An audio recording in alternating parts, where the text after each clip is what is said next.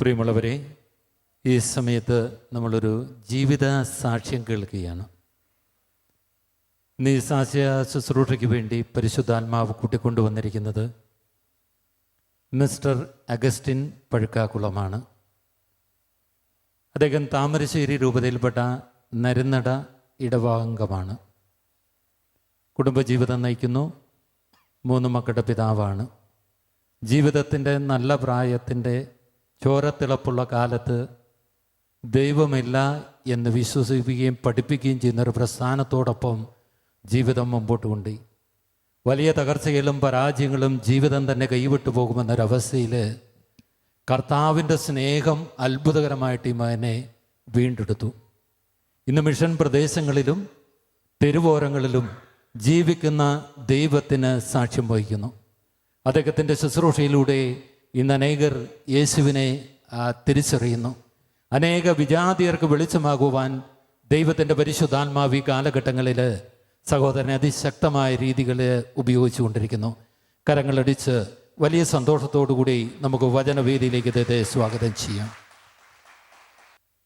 നമുക്ക് പരിശുദ്ധ അമ്മയോടൊന്ന് പ്രാർത്ഥിക്കാം. നന്മ നിറഞ്ഞ മറിയമേ സ്വസ്തി, കർത്താവങ്ങയുടെ സ്ത്രീകളിൽ അങ്ങ് അനുഗ്രഹിക്കപ്പെട്ടവളാവുന്നു.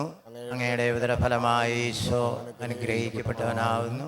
പരിശുദ്ധ മറിയമ്മേ തമ്പുരാൻ്റെ അമ്മേ, പാപികളായ ഞങ്ങൾക്ക് വേണ്ടി ഇപ്പോഴും ഞങ്ങളുടെ മരണസമയത്തും തമ്പുരാനോട് അപേക്ഷിക്കണമേ. ആമേൻ. എന്നെ പരിചയപ്പെടുത്തി കഴിഞ്ഞു. എൻ്റെ സാക്ഷ്യത്തിലേക്ക് ഞാൻ വളരെ പെട്ടെന്ന് കടക്കുകയാണ്. ഒരു വചനം പറഞ്ഞുകൊണ്ട് നമുക്ക് ആരംഭിക്കാം. പുറപ്പാടിൻ്റെ പുസ്തകം 9-ാം അധ്യായം 16-ാം വചനം. എൻ്റെ ശക്തി നിനക്ക് കാണിച്ചു തരാനും അങ്ങനെ എൻ്റെ നാമം ലോകം മുഴുവൻ പ്രഘോഷിക്കപ്പെടാനും വേണ്ടിയാണ് ഞാൻ നിന്നെ ജീവിക്കാൻ അനുവദിച്ചത്. Hallelujah, hallelujah.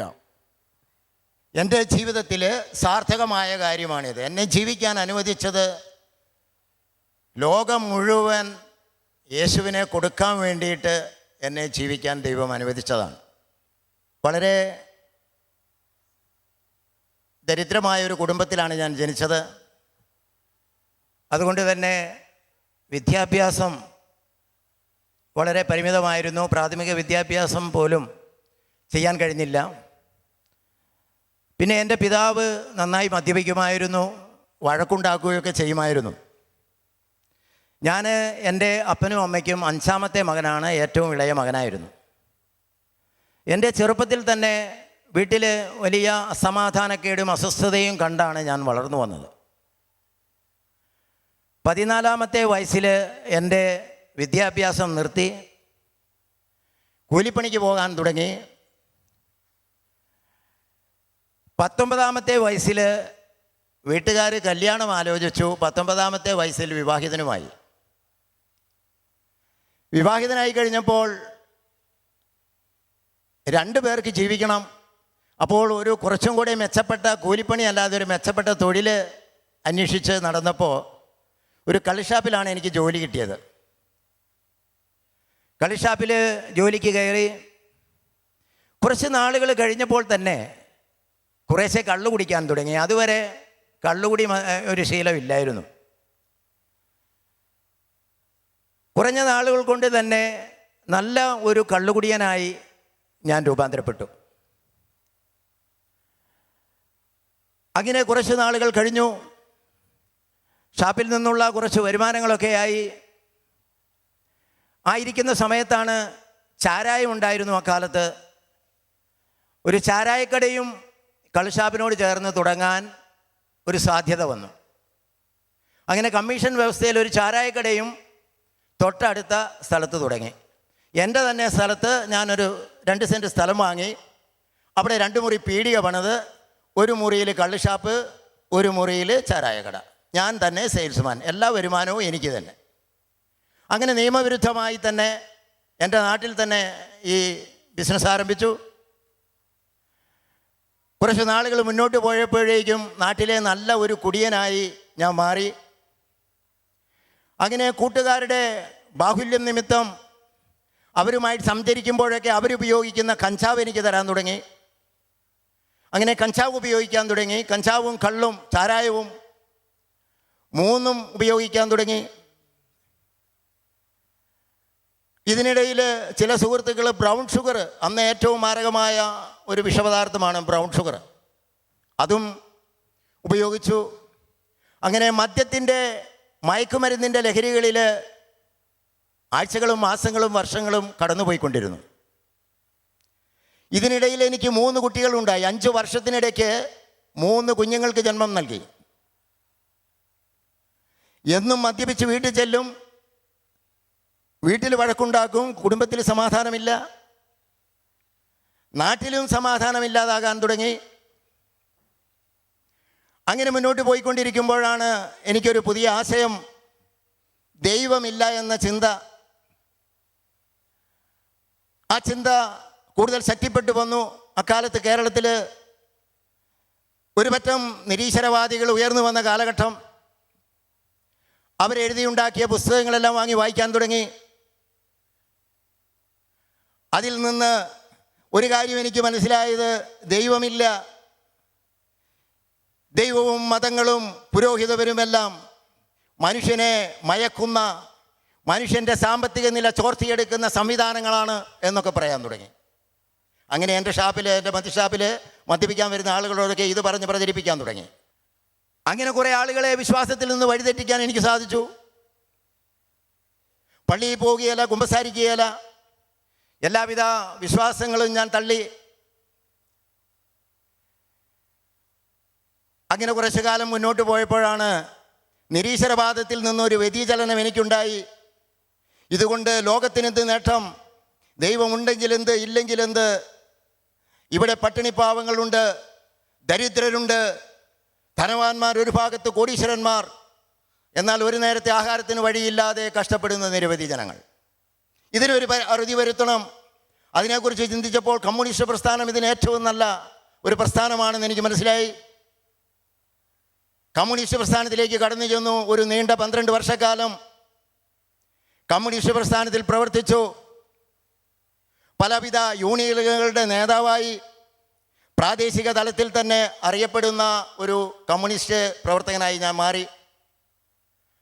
അപ്പോൾ എന്തിനുമേതിനും ആളുകൾ, നല്ലതിനായാലും കെട്ടതിനായാലും എന്നോട് സഹകരിക്കാൻ ആളുകൾ, ധാരാളം ചെറുപ്പക്കാരെ, സഹാക്കന്മാരൊക്കെ ഞങ്ങൾ ഒരുമിച്ച് സഹപ്രവർത്തകർ പ്രവർത്തിക്കാൻ തുടങ്ങി. പാർട്ടിക്ക് വേണ്ടി മറ്റേ എതിർ രാഷ്ട്രീയ കക്ഷികളുമായി പോരാട്ടം നടത്തും, വഴക്കുണ്ടാക്കും. അങ്ങനെ കേസുകൾ ഉണ്ടാകാൻ തുടങ്ങി. അങ്ങനെ കുറേ കാലം കഴിഞ്ഞപ്പോഴാണ് വീണ്ടും ഒരു ചിന്ത, വിപ്ലവം പോരാ. ഇങ്ങനെ ചിന്തിച്ചു കൊണ്ടിരിക്കുന്ന അവസരത്തിലാണ് ഈ കമ്മ്യൂണിസ്റ്റ് പ്രസ്ഥാനത്തിൽ തന്നെ പ്രവർത്തിച്ചു കൊണ്ടിരിക്കുമ്പോൾ ഭാഗ്യവശാൽ ഒരു നക്സൽ കേസിൽ പോലീസ് എന്നെ അറസ്റ്റ് ചെയ്തു. കാരണം പോലീസ് സ്റ്റേഷനിലിട്ട് അതിക്രൂരമായി മർദ്ദിച്ചു. ദിവസങ്ങളോളം നീണ്ട വ്യത്യസ്ത മുറകളിലുള്ള മർദ്ദനങ്ങൾ, ബോധം നശിച്ചു, ലോക്കപ്പിൽ കിടന്നു പല ദിവസങ്ങൾ. ഒരു ദിവസം ഞാൻ ഉണരുമ്പോൾ പോലീസ് ഞാൻ മരിച്ചു എന്ന് വിചാരിച്ചൊരു വിജന സ്ഥലത്ത് കൊണ്ടുപോയിട്ടിരിക്കുകയാണ്. അവിടെ നിന്ന് എഴുന്നേറ്റ് വീട്ടിൽ വന്ന് നേരെ കള്ളുഷാപ്പ് തുറന്നു, ചാരായക്കട തുറന്നു, കള്ളും ചാരായും എടുത്ത് കുടിച്ചു. പോലീസിനോടൊക്കെ വെറുപ്പായി. പിന്നീട് പോലീസ് വാഹനം എവിടെ കണ്ടാലും പോലീസ് വാഹനം തടഞ്ഞു നിർത്തി പോലീസുമായി സംഘർഷത്തിൽ ഏർപ്പെടുക പതിവായി. വലിയ ഒരു വെറുപ്പിൻ്റെ, ഒരു വിദ്വേഷത്തിൻ്റെ മനോഭാവം എന്നിൽ രൂപപ്പെട്ടു. അതുവരെ എന്നോടൊപ്പം പ്രവർത്തിച്ചിരുന്ന സഹപ്രവർത്തകരോട് വെറുപ്പ്, കൂട്ടുകാരോട് വെറുപ്പ്, ബന്ധത്തിൽപ്പെട്ടവരോട്, ഭാര്യയോട്, മക്കളോട്, എല്ലാവരോടും ഒരു വെറുപ്പിൻ്റെ, വിദ്വേഷത്തിൻ്റെ അനുഭവം എനിക്ക് രൂപപ്പെട്ടു. അവരോടെല്ലാം വഴക്കുണ്ടാക്കാൻ തുടങ്ങി. നിരന്തരമായി മദ്യപിച്ചും ലഹരി മരുന്നുകളും ഉപയോഗിച്ച് വീട്ടിൽ ചെന്ന് ഭാര്യയോടും മക്കളോടും വഴക്കുണ്ടാക്കാൻ തുടങ്ങി. ഒരു ദിവസം സഹികെട്ട് വീട്ടിൽ ചെല്ലുമ്പോൾ ഭാര്യയും 3 കുഞ്ഞുങ്ങളും വീട് വിട്ട് ഇറങ്ങിപ്പോയി. വീട്ടിലാരുമില്ല. തിരിച്ച് വീണ്ടും ഷാപ്പിൽ വന്ന് വീണ്ടും മദ്യപിച്ച് ലഹരി മരുന്നുകൾ, കഞ്ചാവ് എല്ലാം ഉപയോഗിച്ച് വീണ്ടും അങ്ങനെ കൂട്ടുകാരോടൊപ്പം നിരാശാഗാനങ്ങൾ, ശോകഗാനങ്ങളൊക്കെ പാടി ഷാപ്പിൻ്റെ തിണ്ണയിലും തെരുവോരങ്ങളിലുമൊക്കെ മദ്യപിച്ച് കിടക്കുമായിരുന്നു. അങ്ങനെ ജീവിതം മുന്നോട്ട് പോകുമ്പോൾ ലിവർ സിറോസിസ് എന്ന രോഗം ബാധിച്ചു. കോഴിക്കോട് മെഡിക്കൽ കോളേജിൽ അഡ്മിറ്റ് ചെയ്തു. ഡോക്ടർമാർ പരിശോധിച്ച് പറഞ്ഞു, ഇനി നീ 6 മാസത്തിൽ കൂടുതൽ ജീവിച്ചിരിക്കുകയില്ല. നിന്റെ മദ്യപാനം മൂലം നിന്റെ ലിവർ മാരകമായ രോഗത്തിന് അടിമയായിരിക്കുന്നു. നിനക്കിനി 6 മാസത്തിൽ കൂടുതൽ ജീവിതമില്ല. സന്തോഷമായി തിരിച്ചു വന്ന് വീണ്ടും മദ്യപിച്ചു. ഒരു നിരാശാബോധം എന്നിൽ ഉടലെടുക്കാൻ തുടങ്ങി. പോലീസിൻ്റെ മർദ്ദനം മൂലം മറ്റ് ശാരീരികമായിട്ടുള്ള പ്രയാസം, ആരോഗ്യം നഷ്ടപ്പെട്ടു. ഭാര്യയും മക്കളും വീട് വിട്ടിറങ്ങിപ്പോയി. കൂട്ടുകാരും ഞാൻ കൊണ്ടു നടന്ന എൻ്റെ പ്രസ്ഥാനങ്ങളും എന്നെ ഉപേക്ഷിച്ച് തള്ളിപ്പറഞ്ഞു. നിരവധിയായ കേസുകൾ, സാമ്പത്തിക നില തകർന്നു. എൻ്റെ ഉള്ളിൽ ഇങ്ങനെ ഒരു ചിന്ത വന്നു, ഇനി നീ ജീവിച്ചിരുന്നിട്ട് കാര്യമില്ല, പോയി മരിക്കുക. നിന്റെ ജീവിതം തകർന്നിരിക്കുന്നു യൗവനത്തിൽ തന്നെ, നിനക്കിനി രക്ഷയില്ല, നീ പോയി മരിക്കുക എന്ന് എൻ്റെ തലച്ചോറിനകത്തിരുന്ന് സാത്താൻ ഇങ്ങനെ മന്ത്രിക്കാൻ തുടങ്ങി ഓരോ ദിവസവും. അതിനനുസരിച്ച് കൂടുതൽ കൂടുതൽ ലഹരി മരുന്നുകൾ ഉപയോഗിച്ചു കൊണ്ടിരുന്നു. ഒരു ഭയം, മരണത്തെക്കുറിച്ച് ചിന്തിക്കാൻ തുടങ്ങി. ഇനി രക്ഷയില്ല, മരിക്കണം, എല്ലാവരും എന്നെ കൈവിട്ടിരിക്കുന്നു. മരണത്തെക്കുറിച്ച് ചിന്തിച്ചു. മരണത്തെക്കുറിച്ച് ചിന്തിക്കുമ്പോൾ ഒരു മരണഭയം ഉള്ളിൽ കടന്നു വരും. ഈ മരണഭയം മാറാൻ വേണ്ടി വീണ്ടും വീണ്ടും കൂടുതൽ ലഹരി മരുന്നുകളും മദ്യവും ഉപയോഗിക്കും.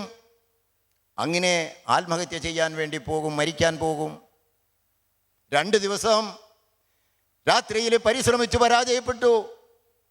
മരണത്തിനും പോലും എന്നെ വേണ്ടേ എന്ന് ചിന്തിച്ചുകൊണ്ട് 3-ാമത് പ്രഭാതത്തിൽ രാവിലെ എഴുന്നേറ്റ് കള്ളുഷാപ്പ് ചാരായക്കടയും തുറന്ന് 2 കൂട്ടും മിക്സ് ചെയ്ത് നന്നായി കഴിച്ച് കൂടുതൽ ശക്തി സംഭരിച്ച രാത്രിയിൽ എവിടെയാണ് എങ്ങനെയാണ് പരാജയപ്പെടാത്ത ഒരു ആത്മഹത്യ ആസൂത്രണം ചെയ്യേണ്ടതെന്ന് ചിന്തിച്ചുകൊണ്ട് അങ്ങനെ ഷാപ്പിലിരിക്കുമ്പോൾ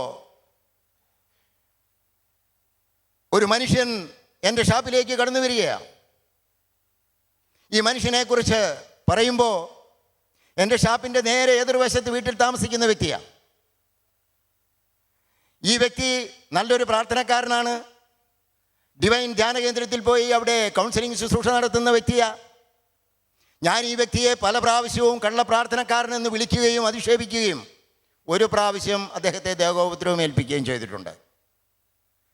എൻ്റെ ദേഹോപദ്രവം ഭയന്ന് ഈ മനുഷ്യൻ ഷാപ്പിൻ്റെ മുന്നിലൂടെയുള്ള റോഡിലൂടെ വരാതെ പിന്നീടുള്ള ദിവസങ്ങൾ വീടിൻ്റെ പുറകിലുള്ള ഒരു കുന്നുകയറി വട്ടം മുറിച്ച് എന്നെ കാണാതെ വഴിമാറി സഞ്ചരിച്ചു കൊണ്ടിരുന്ന മനുഷ്യൻ. ഈ മനുഷ്യൻ രാവിലെ ഒരു 10 മണി സമയത്ത് ഷാപ്പിലേക്ക് കടന്നു വന്ന് ഞാൻ ആത്മഹത്യയെക്കുറിച്ച് ചിന്തിച്ചു കൊണ്ടിരിക്കുമ്പോൾ എൻ്റെ മുഖത്ത് നോക്കി എൻ്റെ കരങ്ങളിൽ പിടിച്ച് ഇങ്ങനെ പറഞ്ഞു, സഹോദരാ, ദൈവം നിന്നെ സ്നേഹിക്കുന്നു. നീ ആത്മഹത്യയെക്കുറിച്ച് ചിന്തിച്ചു കൊണ്ടിരിക്കുകയല്ലേ? എന്നാൽ ദൈവം നിന്നെ സ്നേഹിക്കുന്നു. നിനക്ക് രക്ഷയില്ല എന്ന് നീ ചിന്തിച്ചു കൊണ്ടിരിക്കുകയല്ലേ? എന്നാൽ നിനക്ക് രക്ഷയുണ്ട്. നിന്റെ നിരീശ്വരവാദവും നിന്റെ പ്രസ്ഥാനങ്ങളും എല്ലാം ഉപേക്ഷിച്ച് നീ ദൈവത്തിൽ വിശ്വസിച്ചാൽ ദൈവം നിന്നെ രക്ഷിക്കും. ഞാൻ അത്ഭുതപ്പെട്ട് ചിരിച്ചുകൊണ്ട് പറഞ്ഞു,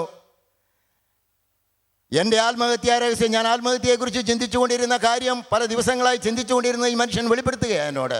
നീ ആത്മഹത്യയെക്കുറിച്ച് ചിന്തിച്ചു കൊണ്ടിരിക്കുകയല്ലേ? 2 വട്ടം നീ ആത്മഹത്യക്ക് വേണ്ടി പരിശ്രമിച്ചില്ലേ?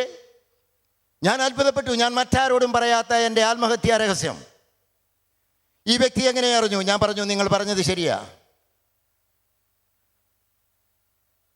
ഇനി ഞാൻ എന്തു ചെയ്യണം? നിങ്ങൾ ഇതെങ്ങനെ മനസ്സിലാക്കി എൻ്റെ ആത്മഹത്യാ രഹസ്യം? ആ മനുഷ്യൻ എന്നോട് പറഞ്ഞു, പ്രിയപ്പെട്ടവരെ, ആ മനുഷ്യൻ പറഞ്ഞു, നീ എന്നെ ഉപദ്രവിച്ച നാൾ മുതൽ, നീ എന്നെ ദേഹോപദ്രവിച്ച നാൾ മുതൽ ഞാൻ മുട്ടിന്മേൽ നിന്നുകൊണ്ട് എല്ലാ ദിവസവും നിന്റെ മാനസാന്തരത്തിന് വേണ്ടി ഞാൻ പ്രാർത്ഥിച്ചു കൊണ്ടിരിക്കുകയായിരുന്നു. കഴിഞ്ഞ രാത്രി ഞാൻ പ്രാർത്ഥിച്ചു കൊണ്ടിരിക്കുമ്പോൾ ദൈവത്തിൻ്റെ പരിശുദ്ധാത്മാവ് എനിക്ക് വെളിപ്പെടുത്തി തന്നു, ഇതാ നിന്റെ മുമ്പിൽ നിന്നെ ഉപദ്രവിച്ച കള്ളുഷാപ്പ് നടത്തുന്ന വ്യക്തി ആത്മഹത്യക്ക് വേണ്ടി തയ്യാറെടുത്തുകൊണ്ടിരിക്കുന്നു. ആ വ്യക്തിയോട് പോയി പറയുക, ദൈവം നിന്നെ സ്നേഹിക്കുന്നു എന്ന് പറയുക എന്നുള്ള സന്ദേശപ്രകാരം ആണ് ഈ മനുഷ്യൻ വന്ന് എന്നോട് ഇങ്ങനെ സംസാരിച്ചു. Praise the Lord, hallelujah. ദൈവത്തിൻ്റെ പരിശുദ്ധാത്മാവ് പ്രാർത്ഥിക്കുന്ന ഒരു വ്യക്തിയിലൂടെ വെളിപ്പെടുത്തുന്ന സന്ദേശം ആ വ്യക്തിക്ക് വേണ്ടി പ്രാർത്ഥിക്കുമ്പോൾ നിശ്ചയമായും ദൈവം ഇടപെടുമെന്നുള്ള അത്ഭുതകരമായ ഒരു സത്യമാണ് ഈ സമയത്ത് ഞാൻ വെളിപ്പെടുത്തുന്നത്. പ്രിയരെ, നമ്മളെ ദ്രോഹിച്ച വ്യക്തികൾ നമുക്ക് വേണ്ടി പ്രാർത്ഥിക്കുമ്പോൾ ദൈവം അത്ഭുതകരമായിട്ട് ആ വ്യക്തിയെ മാനസാന്തരപ്പെടുത്താൻ ഉപയോഗിക്കുമെന്ന് ഈ സാക്ഷ്യത്തിലൂടെ ഞാനിപ്പോൾ വെളിപ്പെടുത്തുകയാണ്. ഞാൻ ആ മനുഷ്യനോട് ചോദിച്ചു, ഞാൻ എന്ത് ചെയ്യണം? ശരിയാ. എന്നോട് പറഞ്ഞു, ചാലക്കുടിക്കടുത്ത് ഡിവൈൻ എന്ന് പറയുന്ന ഒരു ധ്യാന കേന്ദ്രമുണ്ട്, നീ അവിടെ പോയി ഒരാഴ്ച ധ്യാനിക്ക്, നിനക്ക് ദൈവത്തെക്കുറിച്ചും ദൈവസ്നേഹത്തെക്കുറിച്ചും അവൻ വെളിപ്പെടുത്തി തരും. ഞാൻ പോകാൻ തയ്യാറായി. എന്നോടൊപ്പം 2 സഹോദരങ്ങളും ഞങ്ങൾ ഒരുമിച്ച് 3 പേര് പോകാൻ തയ്യാറെടുത്തു. എന്നാൽ പിറ്റേ ദിവസം പ്രഭാതത്തിൽ കേൾക്കുന്നത് കേരളത്തിൽ അതിദാരുണമായ ഒരു രാഷ്ട്രീയ പരമായിട്ടുള്ള ഒരു പകപോക്കലിൻ്റെ ഭാഗമായി കേരളത്തിൽ അന്ന് മുതൽ 3 ദിവസത്തേക്ക് തുടർച്ചയായ ബന്ദുകളും ഹർത്താലുകളും. കടകമ്പോളങ്ങൾ മുഴുവൻ അടഞ്ഞു കിടന്നു, വാഹനങ്ങളൊന്നും ഓടിയില്ല. ആ ദിവസമാണ് ധ്യാനം കൂടുവാൻ വേണ്ടി ഞങ്ങൾ പോകുവാൻ തയ്യാറാകുന്നത്. ഞങ്ങളുടെ നാട്ടിൽ നിന്ന് നടക്കാൻ തീരുമാനിച്ചു. ഞങ്ങൾ ഉപയോഗിക്കുന്ന മദ്യമെല്ലാം വാങ്ങി ഒരു ബാഗിലിട്ട് ഞങ്ങൾ യാത്ര ചെയ്യാൻ തുടങ്ങി. അത്ഭുതകരമായി ആ രാത്രിയിൽ ഞങ്ങളെ മുഴുവൻ നടക്കാതെ, ചാലക്കുടിക്ക് പൂർണ്ണമായി നടക്കാൻ ഇടവരുത്താതെ, അത്ഭുതകരമായ ഒരു വാഹനം, ഒരു ആളും തടയത്തക്ക വിധത്തിലുള്ള വാഹനമല്ലാത്തൊരു വാഹനം ദൈവം ക്രമീകരിച്ചുകൊണ്ട് 15 കിലോമീറ്റർ നടന്നു കഴിഞ്ഞപ്പോൾ അത്ഭുതകരമായി കോഴിക്കോട് റെയിൽവേ സ്റ്റേഷനിലെത്തിക്കുകയും അവിടെ നിന്ന് പിറ്റേ ദിവസം പ്രഭാതത്തിൽ ഡിവൈൻ ധ്യാന കേന്ദ്രത്തിലെത്തിക്കുകയും ചെയ്തു. Hallelujah, hallelujah. ധ്യാന കേന്ദ്രത്തിലെത്തി. എനിക്കൊന്നും മനസ്സിലായില്ല. ഒരാഴ്ചത്തെ ധ്യാനാവസരത്തിൽ എല്ലാ മദ്യവും മയക്കുമരുന്നുകളും അനേക വർഷം ഉപയോഗിച്ച് തളർന്നുപോയ മനസ്സും ശരീരവും ബുദ്ധിയും ഓർമ്മയുമില്ലാതെ ഡിവൈനിൻ്റെ കസേരയിൽ ഞാൻ ഒരു ദിവസം മയങ്ങിക്കിടക്കുമ്പോൾ ആരോ ഇതുപോലെ സ്റ്റേജിൽ നിന്ന് വിളിച്ചു പറയുന്നത് കേട്ടു, കർത്താവായ യേശുവിൽ വിശ്വസിക്കുക, നീയും നിന്റെ കുടുംബവും രക്ഷപ്രാപിക്കും. ഈ ഒരു വചനം എൻ്റെ കാതുകളിൽ കേട്ടു. അതെൻ്റെ ഹൃദയത്തെ ജ്വലിപ്പിച്ചു. ഞാൻ അതെൻ്റെ ഓർമ്മയിലേക്ക് സൂക്ഷിച്ചു വെച്ചു. ധ്യാനം കഴിഞ്ഞു, തിരിച്ചു വീട്ടിൽ വന്നു. ഉറങ്ങാൻ കിടക്കുന്ന സമയത്ത് പ്രിയരെ, അന്നാദ്യമായി ഞാൻ ദൈവമേ എന്ന് വിളിച്ചുകൊണ്ട് ഇങ്ങനെ ദൈവത്തോടൊരു വാക്ക് പറഞ്ഞു. ഡിവൈൻ ധ്യാന കേന്ദ്രത്തിൽ നിന്ന് കേട്ട വചനം വിശുദ്ധ ഗ്രന്ഥത്തിലുള്ളതാണെങ്കിൽ, അത് ദൈവത്തിൻ്റെ വചനമാണെങ്കിൽ, ഈ രാത്രിയിൽ ഞാൻ വിശുദ്ധ ഗ്രന്ഥം വായിക്കാതെ അത്ഭുതകരമായി നീ എനിക്ക് വെളിപ്പെടുത്തി തന്നാൽ ഞാൻ നിന്നിൽ വിശ്വസിക്കും. നിനക്ക് വേണ്ടി ഇനിയുള്ള കാലം ഞാൻ സമർപ്പിച്ചു കൊള്ളാം. ഇങ്ങനെ പറഞ്ഞ് ഉറങ്ങാൻ കിടന്നു. രാത്രിയുടെ ഏതോ ഒരു സമയത്ത് അത്ഭുതകരമായി എൻ്റെ തുടയിൽ ആരോ തട്ടുന്നത് പോലെ എനിക്കൊരു അനുഭവം ഉണ്ടായി. എൻ്റെ കണ്ണിൽ ഇങ്ങനെ ഒരു ദർശനം കാണുകയാണ്. സ്വപ്നമാണോ ദർശനമാണോ എന്ന് എനിക്ക് അറിഞ്ഞുകൂടാ. ഒരു കരം ഇങ്ങനെ സ്വർണ്ണ നിറത്തിൽ ഇങ്ങനെ എഴുതി കാണിക്കുകയാണ്. അപ്പസ്തോല പ്രവർത്തനം 16:31. കർത്താവായ യേശുവിൽ വിശ്വസിക്കുക, നീയും നിന്റെ കുടുംബവും രക്ഷപ്രാപിക്കുമെന്ന് എൻ്റെ കണ്ണുകളിൽ ഇങ്ങനെ സുവർണ്ണ ലിപികളിൽ സ്വർണ്ണ നിറത്തിൽ എഴുതി കാണിക്കുകയാണ്. ഒരു സ്ക്രീനിൽ കാണുന്നത് പോലെ, ടി വിയിൽ കാണുന്നത് പോലെ. ഇതിനുശേഷം ഞാൻ ഉറക്കം തെളിഞ്ഞു. എൻ്റെ ശരീരം ഇങ്ങനെ വിറയ്ക്കുന്നുണ്ട്. ഞാൻ എഴുന്നേറ്റു. ദൈവമേ, ഇത് സത്യമാണോ, ഇത് സ്വപ്നമാണോ, ഇത് യാഥാർത്ഥ്യമാണോ എന്നറിയാൻ അന്ന് ഡിവൈനിൽ നിന്ന് ആദ്യമായി വാങ്ങിക്കൊണ്ടുവന്ന വിശുദ്ധ ഗ്രന്ഥം കയ്യിലെടുത്തു. വളരെ നേരത്തെ സമയത്തെ പ്രയത്നത്തിന് ശേഷം അപ്പസ്തോല പ്രവർത്തനം 16-ാം അധ്യായം കണ്ടുപിടിച്ച് അതിലെ 31-ാം വചനത്തിലേക്ക് കടക്കുമ്പോൾ ഇതേപോലെ സുവർണ്ണ ലിപികളിൽ വീണ്ടും ഈ താളുകളിൽ കാണുകയാണ് എൻ്റെ കണ്ണിൽ. അപ്പസ്തോല പ്രവർത്തനം 16:31. കർത്താവായ യേശുവിൽ വിശ്വസിക്കുക, നീയും നിന്റെ കുടുംബവും രക്ഷപ്രാപിക്കും. ഹല്ലേലൂയ. എന്നെ കേൾക്കുന്ന പ്രിയരെ, നമ്മുടെ പ്രശ്നങ്ങൾക്ക് പരിഹാരമുണ്ട്. രക്ഷിക്കാൻ കഴിയാത്ത വിധം കർത്താവിൻ്റെ കരം കുറുകിപ്പോയിട്ടില്ല. കേൾക്കാനാവാത്ത വിധം നമ്മുടെ കർത്താവിൻ്റെ കാതുകൾക്ക് മാന്യം സംഭവിച്ചിട്ടില്ല കേട്ടോ. ഇന്നും ജീവിക്കുന്ന ദൈവമാണ് നമ്മുടെ ദൈവം. പ്രഭാതത്തിൽ പിന്നെ എനിക്കന്ന് ഉറങ്ങാൻ കഴിഞ്ഞില്ല. പ്രഭാതത്തിൽ എഴുന്നേറ്റപ്പോൾ ദൈവത്തിൻ്റെ പരിശുദ്ധാത്മാവ് എന്നോട് സംസാരിക്കാൻ തുടങ്ങി. നീ നിൻ്റെ 20 വർഷക്കാലത്തെ നിൻ്റെ ജീവിതത്തിനിടയ്ക്ക് നീ ആരെയെല്ലാം ഉപദ്രവിച്ചിട്ടുണ്ടോ അവരെയെല്ലാം പോയി നേരിൽ കണ്ട് അവരോട് ക്ഷമ ചോദിക്കണം. ഞാൻ തയ്യാറായി. രാവിലെ എഴുന്നേറ്റു. വഴിയിൽ കാണുന്നവർ എല്ലാവരെയും ഞാൻ ഉപദ്രവിച്ചു. എല്ലാവരുമായിട്ട് പ്രശ്നം ഉണ്ടാക്കിയിട്ടുള്ളവനായ മുട്ടിന്മേൽ നിൽക്കും, കാലിന്മേൽ കെട്ടിപ്പിടിച്ച് പ്രിയ സഹോദര സഹോദരി എന്ന് വിളിച്ചുകൊണ്ട് എനിക്ക് തെറ്റുപറ്റിപ്പോയി, എന്നോട് ക്ഷമിക്കണമേ എന്ന് പറഞ്ഞ് ഞാൻ അവരോട് ക്ഷമ ചോദിച്ചു. അങ്ങനെ കുറേ ദിവസത്തെ ക്ഷമ ചോദിക്കലിന് ശേഷം എൻ്റെ ജീവിതത്തിൽ പെട്ടെന്ന് മാറ്റം വരാൻ തുടങ്ങി. എന്നിലുള്ള വെറുപ്പ്, വിദ്വേഷം, അഹങ്കാരം എല്ലാം മാറാൻ തുടങ്ങി. ഒരു സ്നേഹത്തിൻ്റെ അനുഭവം, എല്ലാവരെയും സ്നേഹിക്കാനുള്ള ഒരു കൃപ ദൈവം എനിക്ക് തരികയാണ്. ഒരാഴ്ച കഴിഞ്ഞപ്പോൾ വീട് വിട്ടിറങ്ങിപ്പോയ ഭാര്യയും മക്കളും ഇതാ 3 കുഞ്ഞുങ്ങളെയും പിടിച്ച് വീട്ടിലേക്ക് കടന്നു വരുന്നു. ഹല്ലേലൂയ. ഹല്ലേലൂയ. മാത്രമല്ല എൻ്റെ മദ്യപാനശീലം പൂർണ്ണമായി നിന്നു. ഞാൻ മദ്യപാനം നിർത്താൻ ഒരു കാര്യവും ചെയ്തില്ല, ഒരു മരുന്നും കഴിച്ചില്ല, പ്രാർത്ഥിച്ചില്ല. ദൈവത്തിൻ്റെ പരിശുദ്ധാത്മാവ് എന്നെ തൊട്ട് കഴിഞ്ഞപ്പോൾ എൻ്റെ മദ്യപാനശീലം, ലഹരി മരുന്നുകളുടെ ഉപയോഗം പരിപൂർണമായി നിന്നു. എല്ലാ ദുശീലങ്ങളും. മാത്രമല്ല കള്ള് ഷാപ്പ് പൂട്ടി സീല് ചെയ്യാൻ പരിശുദ്ധാത്മാവ് പറഞ്ഞു, നീ ഇതാർക്കും കൊടുക്കരുത് നിന്റെ കൈ കൊണ്ട്. കള്ള് ഷാപ്പ് പൂട്ടി സീല് ചെയ്തു. എനിക്ക് ആയുഷ്കാലം യൂണിയൻ പണി, ആയുഷ്കാലം ജീവിക്കാമായിരുന്ന സാമ്പത്തിക നേട്ടം ഞാൻ ഉപേക്ഷിച്ചു. 2 മുറി പീടികയുടെ വാടക ലഭിക്കാമായിരുന്ന വാടക ഉപേക്ഷിച്ചു. സീല് ചെയ്തു പൂട്ടി. കള്ള് ഷാപ്പിൻ്റെയും ചാരായക്കടയുടെയും ബോർഡെടുത്ത് പുതിയ പെയിൻ്റ് അടിച്ചു. അവിടെ ജീവിക്കുന്ന ദൈവത്തിൻ്റെ വചനങ്ങൾ ഷാപ്പിൻ്റെ മുമ്പിൽ നാട്ടിവെച്ചു. എൻ്റെ നാട് നരിനട എന്ന് പറയുന്ന ദേശത്ത് തന്നെ പല ബോർഡുകൾ പ്രത്യക്ഷപ്പെട്ടു. ദൈവവചനത്തിൻ്റെ ജീവനുള്ള വചനങ്ങൾ എൻ്റെ നാടുകൾ നിറഞ്ഞു. ഇങ്ങനെ പ്രതികൂല കാലാവസ്ഥയിലെ വെയിലും മഴയും മഞ്ഞും ഒന്നും നോക്കാതെ പൊരി വെയിലത്തിരുന്ന് ഇങ്ങനെ എൻ്റെ കൈപ്പട കൊണ്ട് ഞാനിങ്ങനെ വചനങ്ങൾ എഴുതി വെക്കുന്ന കണ്ടപ്പോൾ അതിനു മുമ്പ് എന്നെ കണ്ടിരുന്ന സുഹൃത്തുക്കളെ, കൂട്ടുകാരൊക്കെ എന്നോട് ചോദിച്ചു, നിനക്കെന്താ പറ്റി? നിനക്കെന്താ ധ്യാനം കൂടി വട്ടുപിടിച്ചോ? നീ എന്തായി ചെയ്തുകൊണ്ടിരിക്കുന്നത്? നീ എങ്ങനെ ജീവിക്കും? നിന്റെ പണി കളഞ്ഞു, വാടക കിട്ടുന്നത് കളഞ്ഞു, ഇനി നീ എങ്ങനെ ജീവിക്കും? എന്നാൽ ഞാൻ അവരോട് പറഞ്ഞു, എന്നെ രക്ഷിച്ച ജീവനിലേക്ക്, മരണത്തിൽ നിന്ന് ജീവനിലേക്ക് കൊണ്ടുവന്ന, നരകത്തിൽ നിന്ന് സ്വർഗത്തിലേക്ക് ആനയിക്കാൻ എൻ്റെ ആത്മാവിനെ രക്ഷിച്ച ദൈവം, ആ ദൈവം ദരിദ്രനാണെങ്കിൽ ആ ദരിദ്രനോടൊപ്പം ഞാനുണ്ടാകും.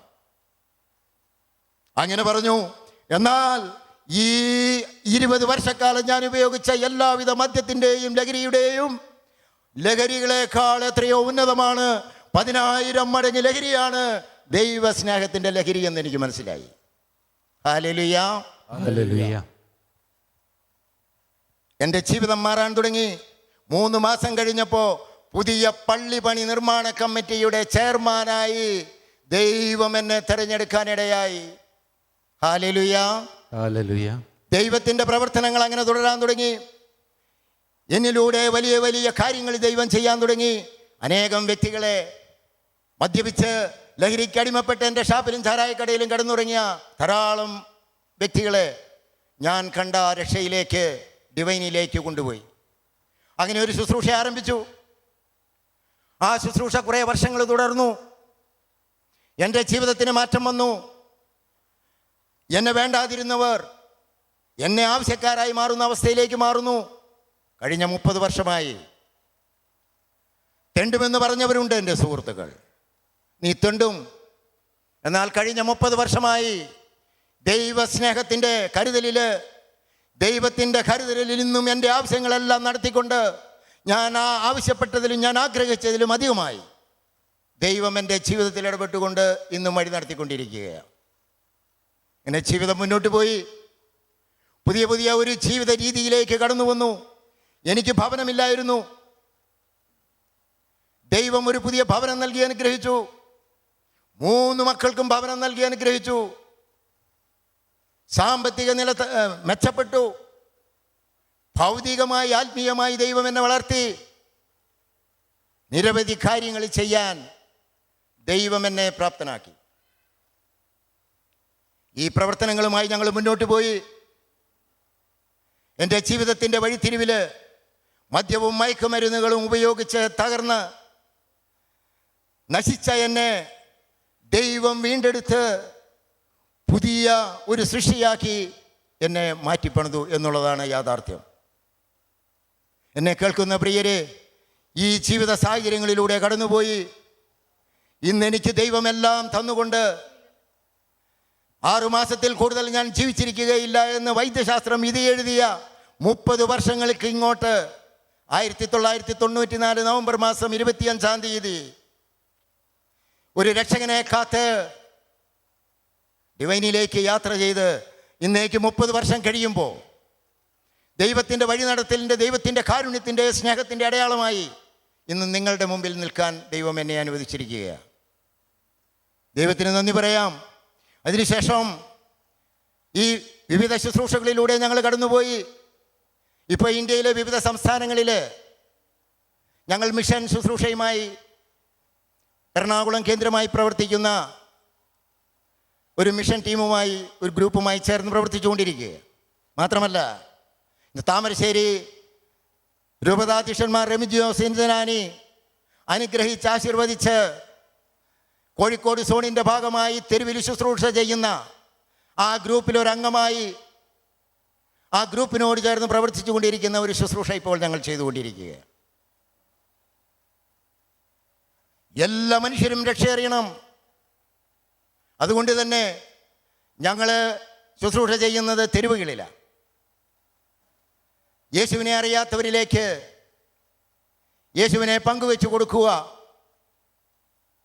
മറ്റ് മതവിഭാഗങ്ങളിലേക്ക്, അക്രൈസ്തവരുടെ ഇടയിലേക്ക് യേശുവിനെ പങ്കുവെച്ചു കൊടുക്കുക എന്ന ദൗത്യവുമായി താമരശ്ശേരി രൂപതയിൽ കോഴിക്കോട് സോണിൻ്റെ ഭാഗമായി 50-ൽ പരം വ്യക്തികൾ ഇന്ന് സുവിശേഷ വേലയുമായി ഈ കേരളത്തിൻ്റെ വിവിധ ജില്ലകളിൽ ശുശ്രൂഷ ചെയ്തുകൊണ്ടിരിക്കുകയാണ്.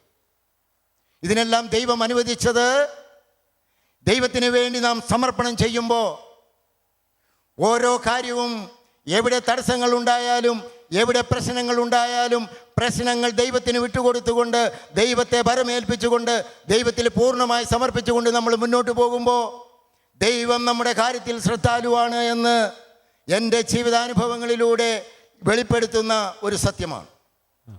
അപ്പസ്തോല പ്രവർത്തനം 4:12 ആകാശത്തിന് കീഴെ ഭൂമിയിൽ മനുഷ്യരുടെ രക്ഷയ്ക്കായി മറ്റൊരു നാമവും നൽകപ്പെട്ടിട്ടില്ല യേശുനാമമല്ലാതെ.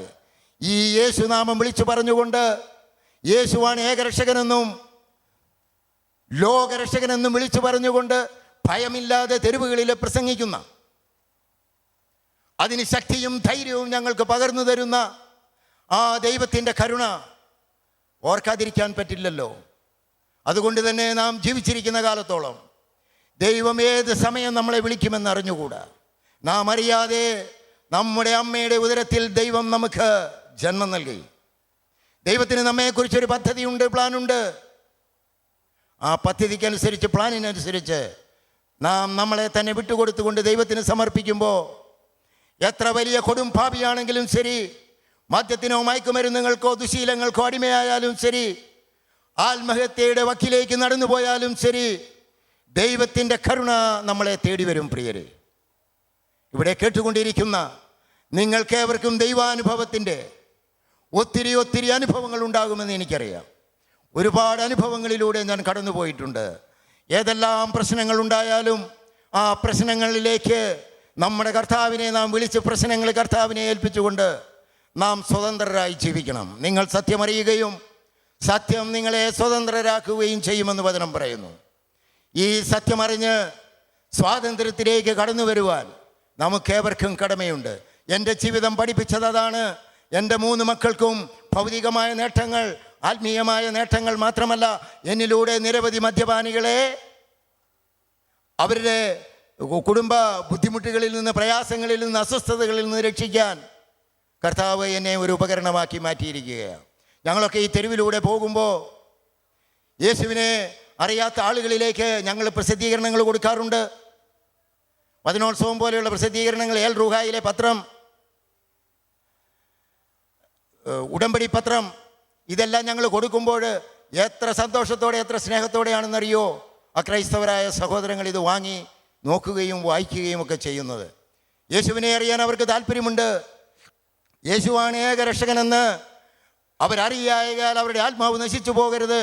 ഒരുവൻ പോലും നശിച്ചു പോകാതെ നിത്യജീവൻ പ്രാപിക്കേണ്ടതിന് തൻ്റെ ഏകജാതനെ നൽകാൻ തക്കവിധം ദൈവം ലോകത്തെ അത്രമാത്രം സ്നേഹിച്ചുവെങ്കിൽ നമുക്കൊക്കെ കടമയുണ്ട്. പ്രിയരെ, നാം ആയിരിക്കുന്ന അവസ്ഥയിൽ, നാം ഏതിടങ്ങളിലായിരുന്നാലും ശരി, സുരക്ഷിത മേഖല വിട്ട് നാം മറ്റുള്ളവരുടെ ഇടങ്ങളിലേക്ക് ചെന്ന് ഈ രക്ഷ അറിയാത്തവരിലേക്ക് ഈ രക്ഷ കൊടുക്കാൻ നാം തയ്യാറാകണം.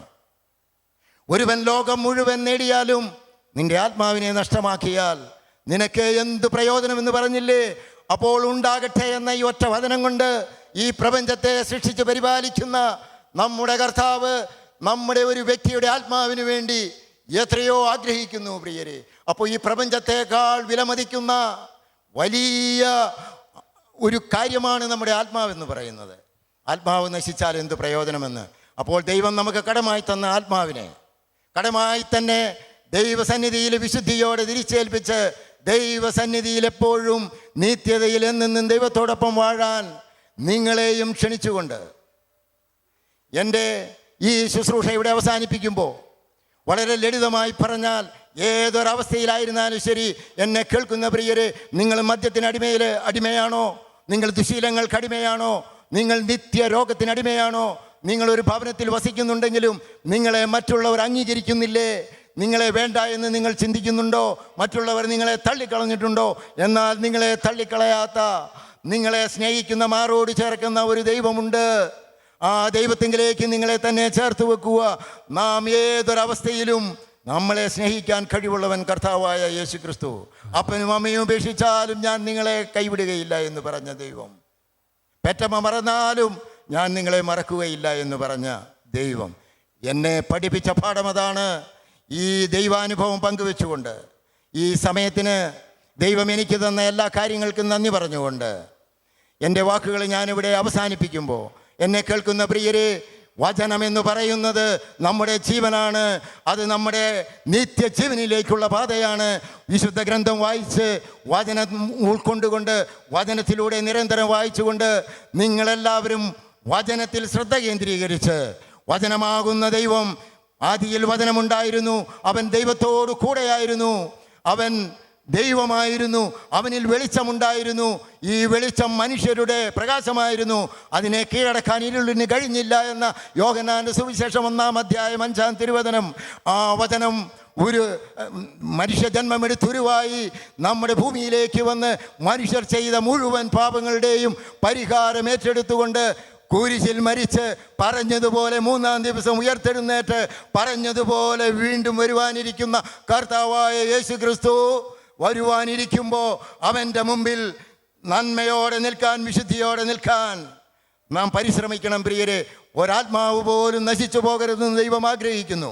അതുകൊണ്ട് തന്നെ എന്നെ മദ്യത്തിൽ നിന്നും മയക്കുമരുന്നിൽ നിന്നും എല്ലാവിധ ദുശീലങ്ങളിൽ നിന്നും രക്ഷിച്ച്, രോഗപീഠകളിൽ നിന്ന് രക്ഷിച്ച് 70-ാമത്തെ വയസ്സിലും പൂർണ്ണ ആരോഗ്യവാനായി നിങ്ങളുടെ മുമ്പിൽ നിർത്തിയിരിക്കുന്നത് ദൈവ കരുണയാണ്, ദൈവത്തിൻ്റെ സ്നേഹമാണ്, ദൈവത്തിൻ്റെ കരുതലാണ്.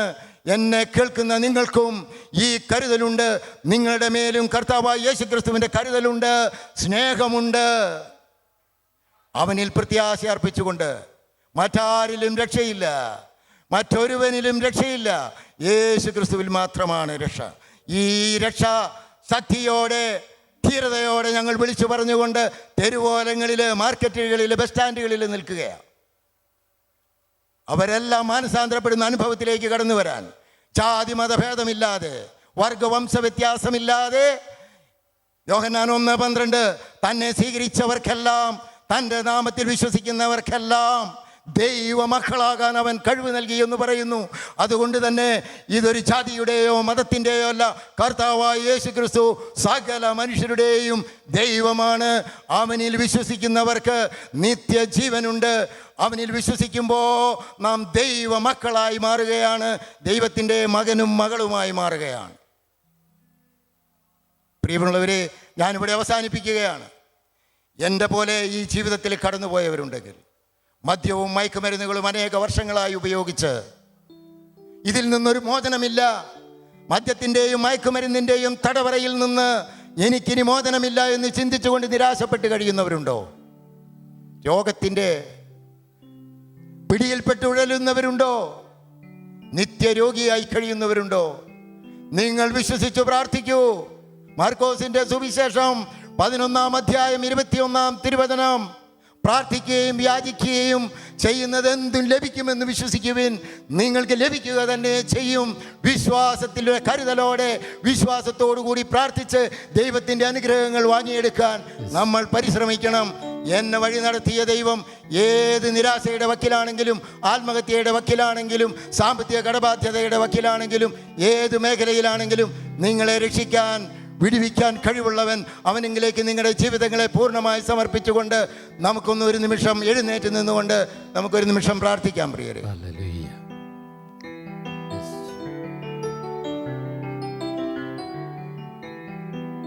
നിങ്ങളുടെ ജീവിതങ്ങളെ ഈ നിമിഷം ദൈവസന്നിധിയിലേക്ക്, കർത്താവായ യേശുവിലേക്ക് സമർപ്പിക്കൂ. നമ്മുടെ പാപങ്ങൾക്ക് വേണ്ടി കുരിശിലേറിയവൻ, നമ്മുടെ രോഗങ്ങൾക്ക് വേണ്ടി മരിച്ചവൻ, നമ്മുടെ ശാപങ്ങൾ ഏറ്റെടുത്തവൻ, നമ്മെ സ്നേഹിക്കുന്നവൻ, ഒരു നാളും കൈവിടാത്ത ആ യേശുവിലേക്ക് നിങ്ങളുടെ പ്രശ്നങ്ങളെ കൊടുക്കൂ. പ്രശ്നങ്ങളെ നോക്കരുത്. നമ്മുടെ കുരിശില് കിടക്കുന്ന യേശു ക്രിസ്തുവിലേക്ക് ഈ നിമിഷം നോക്കാം. എൻ്റെ യേശുവേ എന്ന് ചങ്കുപൊട്ടി വിളിക്ക്. അവൻ നിങ്ങളുടെ ഉള്ളിലേക്ക് കടന്നു വരും. അപ്പസ്തോല പ്രവർത്തനം 16:31. കർത്താവായ യേശുവിൽ വിശ്വസിക്കുക, നീയും നിന്റെ കുടുംബവും രക്ഷ പ്രാപിക്കും. നീ രക്ഷപ്പെടുമ്പോൾ നിന്റെ കുടുംബം രക്ഷപ്പെടും, നിന്റെ ദേശം രക്ഷപ്പെടും, നിന്റെ നാട് രക്ഷപ്പെടും, നമ്മുടെ കുഞ്ഞുങ്ങൾ രക്ഷപ്പെടും, നമ്മുടെ തലമുറകൾ രക്ഷപ്പെടും. പ്രിയമുള്ളവരെ, ആത്മാർത്ഥമായി ഹൃദയപൂർവ്വം തുറന്ന്, എൻ്റെ യേശുവേ എനിക്ക് തെറ്റുപറ്റിപ്പോയി, എനിക്ക് തിരിച്ചറിവ് തന്ന് എന്നെ വീണ്ടെടുക്കണമേ. ഞാൻ പാപത്തിന്റെ കുഴിയിലാണ് ഈശോയെ, ഞാൻ രോഗത്തിന്റെ പിടിയിലാണ് ഈശോയെ, എന്നിൽ ശാപമുണ്ടായി എന്ന് ഞാൻ വിശ്വസിക്കുന്നു. കർത്താവേ, ശാപം മാറ്റാൻ കഴിവുള്ളവൻ, രോഗം മാറ്റാൻ കഴിവുള്ളവൻ, മദ്യപാനവും മയക്കുമരുന്നും ദുശീലങ്ങളും മാറ്റാൻ കഴിവുള്ളവൻ, ആത്മഹത്യയിലേക്ക് നടന്ന് നീങ്ങുന്നവർ കഥാണിയാണവൻ. കുടുംബത്തോടെ ആത്മഹത്യ ചെയ്ത് കടബാധ്യത മൂലം ആത്മഹത്യ ചെയ്യുന്ന സഹോദരങ്ങൾ ഞങ്ങളെ കേൾക്കുന്നുണ്ടെങ്കിൽ, പ്രിയരെ, ആത്മഹത്യ പരിഹാരമല്ല കേട്ടോ. ഇതിന് പരിഹാരമായവൻ കർത്താവായ യേശു ക്രിസ്തു.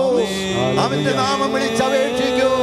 അവന്റെ നാമത്തിന് ശക്തിയുണ്ട്, അവന്റെ വചനത്തിന് ശക്തിയുണ്ട്, അവന്റെ തിരുരക്തത്തിന് ശക്തിയുണ്ട്, അവന്റെ തിരുവിലാവിൽ നിന്നൊഴുകിയ തിരുജലത്തിന് ശക്തിയുണ്ട്.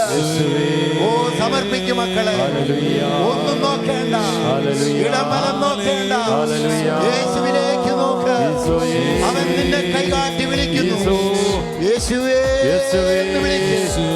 ചങ്കുപൊട്ടി വിളിക്കും മക്കളെ. ഇരുകരങ്ങൾ ഉയർത്തു പ്രിയരെ. എന്നെ രക്ഷിച്ച ദൈവം നിങ്ങളെ രക്ഷിക്കും.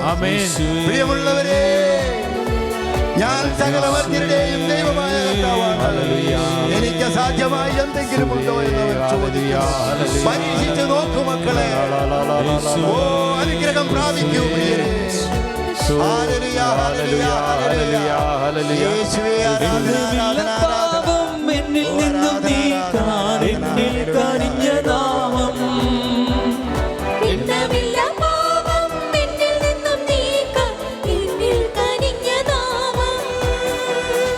അന്യനെന്ന മേലെടുത്ത് എന്നേക്കുമായി മായ്ച്ചു തന്ന ഉന്നതന്റെ വന്യനാമം. കരമടിച്ച് പാടാം. അന്യനെന്ന മേലെടുത്ത് എന്നേക്കുമായി മായ്ച്ചു തന്ന ഉന്നതന്റെ വന്യനാമം. ശ്രീയേശുനാമം അതിശയനാമം, വീഴേനിക്കുംബനാമം. ശ്രീയേശുനാമം അതിശയനാമം, വീഴേനിക്കുംബനാമം. എല്ലാ നാമത്തിലും മേലായ നാമം, ഭക്തർ ജനം വാഴ്ത്തും നാമം. എല്ലാ നാമത്തിലും മേലായ നാമം, ഭക്തർ ജനം വാഴ്ത്തും നാമം. എല്ലാ മുഴങ്കാലും മടങ്ങിടും തിരുമുൻപിൽ വല്ലഭത്വമുള്ള നാമം. എല്ലാ മുഴങ്കാലും മടങ്ങിടും തിരുമുൻപിൽ വല്ലഭത്വമുള്ള നാമം. ശ്രീയേശുനാമം അതിശയനാമം, വീഴേനിക്കുംബനാമം. ശ്രീയേശുനാമം അതിശയനാമം, വീഴേനിക്കുംബനാമം. ശ്രീയേശുനാമം അതിശയനാമം, വീഴേനിക്കുംബനാമം. ശ്രീയേശുനാമം അതിശയനാമം, വീഴേനിക്കുംബനാമം. ഹല്ലേലൂയ.